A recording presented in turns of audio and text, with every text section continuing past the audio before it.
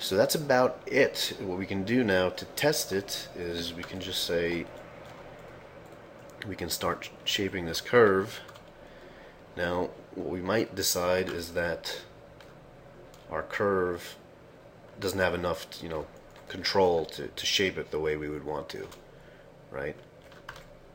Maybe we want to do curly things and all that, and really complex shapes with this curve. Not really a problem.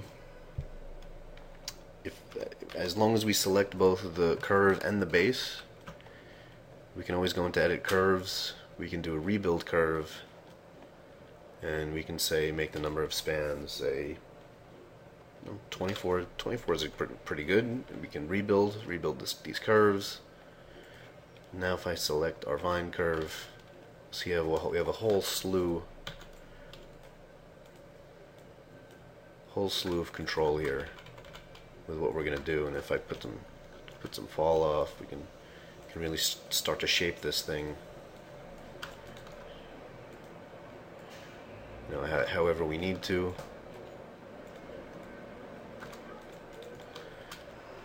We can take our placement now.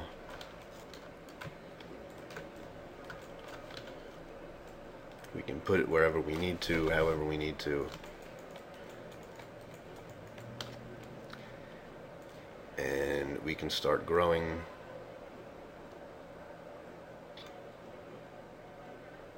this thing along. And this looks a little funky because of the thickness of the vine as opposed to the curve.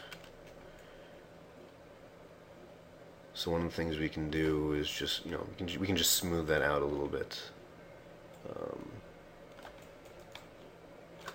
We can just grab both the wire and the base and make them a little longer.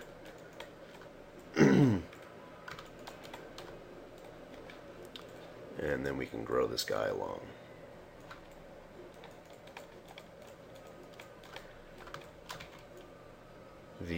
The thing to notice is that because of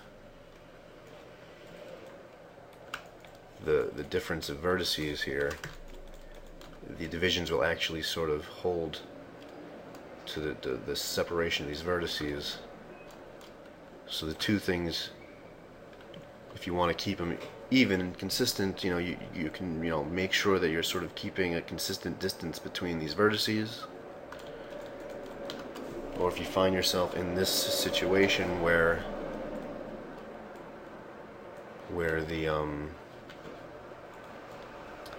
the geometry is stretching a little too much, we can just grab those curves again, go to Edit Curves, rebuild the curve. That's going to give us even spacing again, and, well, somewhat even spacing, right? And we can grow our geometry.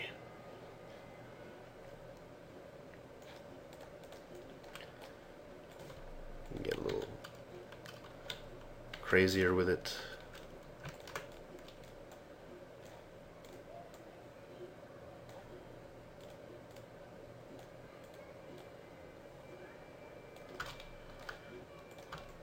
If we don't like it, we can say Edit Curves. We can smooth it down with the Smooth Curve command.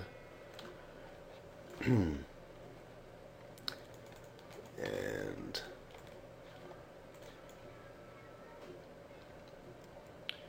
we can grow it. Say we reach the end. Our ending is at 35 or 36. You can say 36 divisions. Turn auto divide off. And again, still works. Now, the last thing we can talk about is why I chose to use the poly split ring instead of the create polycube history node.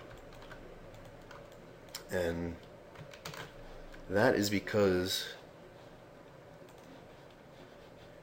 in the poly split ring node we have this nice profile curve. So we can actually control the profile of these divisions based on this ramp here. So let's say I make this ramp spline, and I can start adding a profile curve.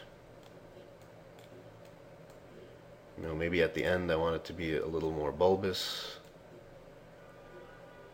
Or that's the front, so maybe at the end. Right, at the end we want it to be a little bulbous. Then we want it to taper off towards the back, like this. We can scale that a little bit.